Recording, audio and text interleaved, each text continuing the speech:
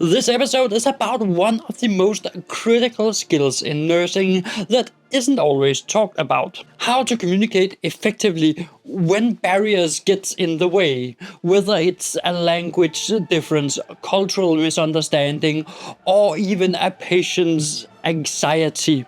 The obstacle can feel overwhelming.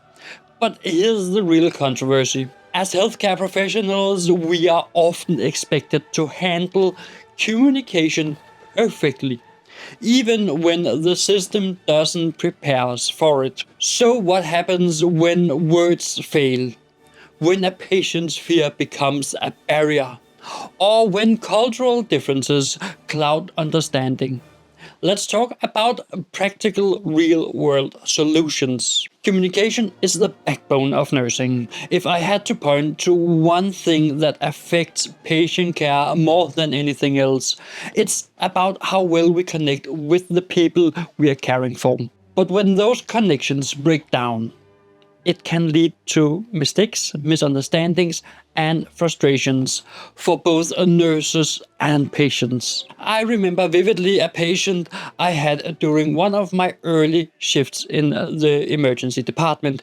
He spoke very little Danish and I didn't speak his language. His wife was trying to translate, but the anxiety in the room was rising. It wasn't just the words that were the problem. It was the tone, the fear in their eyes, and the disconnect between what they were feeling and what they were able to communicate. In that moment, it wasn't about getting every word right. It was about creating understanding beyond the language. So, how do we do that? How do we overcome these barriers in real time? First, empathy is essential. It sounds simple, right? But true empathy goes beyond saying, I understand. It's about showing it.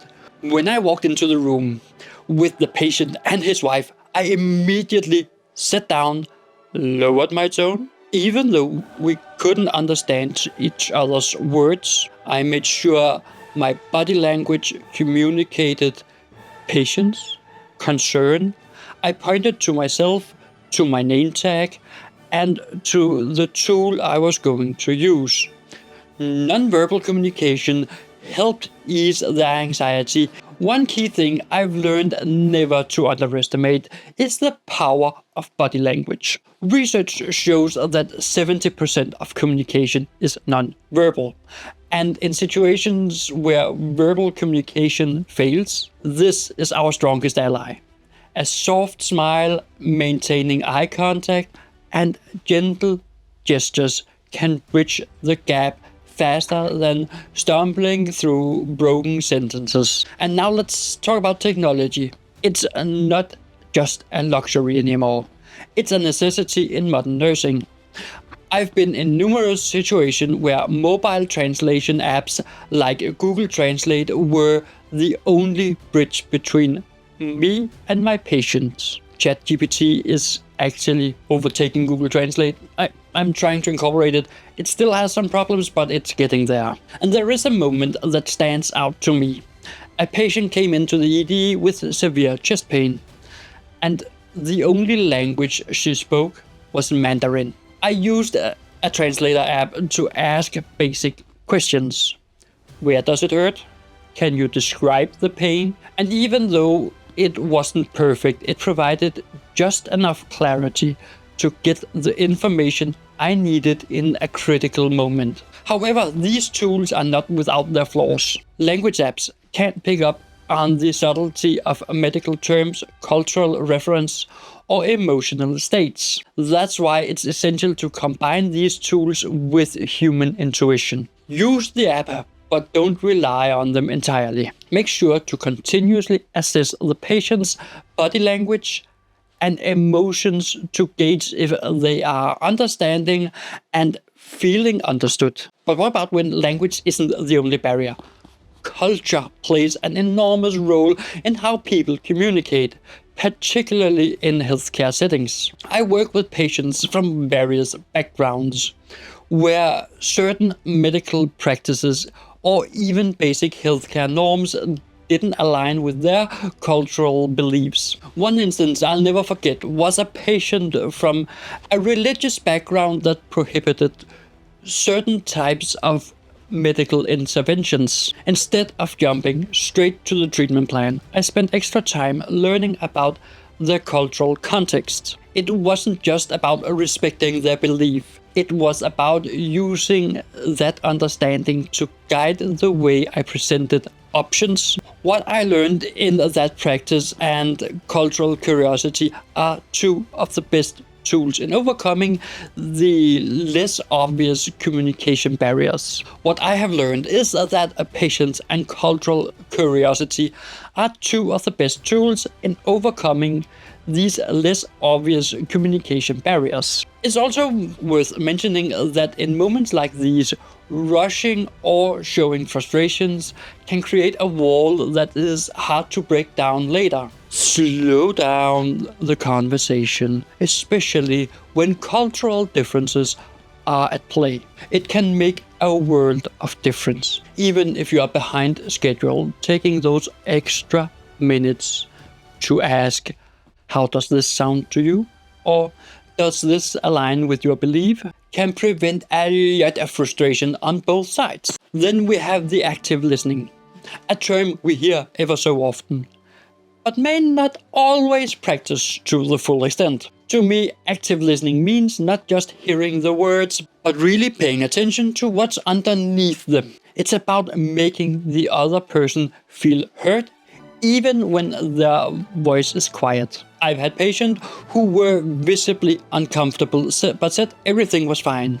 And through years of experience, I've learned to pick up on those micro cues. A stiff body posture, a quick glance away, or even an overly short answer. In those moments, instead of moving forward, I pause and ask the patient if something feels off. Many times, the pause has led to a deeper conversation about fear, mistrust, or misunderstandings that they might not have been able to verbalize. Active listening also involves taking a step back when necessary. Sometimes patients just need to express their fear or confusion without a rush to problem solving. Being present in that moment, even if the solution isn't immediately clear, can break down those invisible communication barriers. And nursing doesn't exist in a vacuum. Patients are often stressed or anxious, and that stress can become a barrier in itself. I've seen patients who can't speak or explain their pain clearly because their anxiety is so overwhelming. In those situations, empathy and listening are crucial, but so is creating a calm environment. One strategy I use is to control the environment as much as I can. If a patient is overwhelmed, I dim the light slightly, I soften up my voice and slow down my movements. It's amazing how much changing the energy of the room can impact communication, as you might feel right now when I slow it down. Once I had a patient who was in so much pain that every time I asked a question, he barely responded. He was just lost in his discomfort. I adjusted the bed, I dimmed the light, I gently reassured him that we had time, that we could go slow. After a few moments, he began to speak more clearly, and we were finally able to get to the root of the issue, which was his crippling pain in the entire back. A little medication, and he was up and being able to walk a bit. And the more he walked, well, the less discomfort and pain he got. And of course, we can't talk about communication in nursing without addressing teamwork. Nursing is collaborative by nature, and often solving communication isn't a one-person job. I work closely with interpreters, social workers, and even family members to make sure the patient's voice is heard. During one of my shifts in the psychiatric ward, I had a patient who didn't speak any Danish, and the language barrier was only one aspect of the challenge. They were scared, disoriented, and there was a real risk of agitation. I coordinated with a translator on the phone and a mental health advocate who understood the patient's background. Together, we worked through the layers of communication barriers, and that teamwork ultimately led to the patient feeling safe and more cooperative. So, knowing when to ask for help and bringing in others to enhance communication can make all the difference.